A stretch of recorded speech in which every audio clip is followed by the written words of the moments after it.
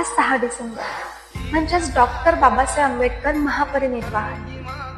मी आज थोडा एक क्षण थांबून स्वतःला एकच प्रश्न विचारते, जर बाबासाहेब नसते तर माझं आयुष्य कसं असतं?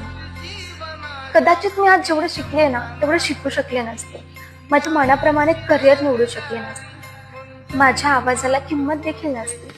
पण बाबासाहेबांनी फक्त संविधान नाही लिहिलं तर माझ्या स्वप्नांचे दार उघडले. ते म्हणत होते ना, स्त्री शिक्षित झाली तर पूर्ण समाज शिक्षित होईल.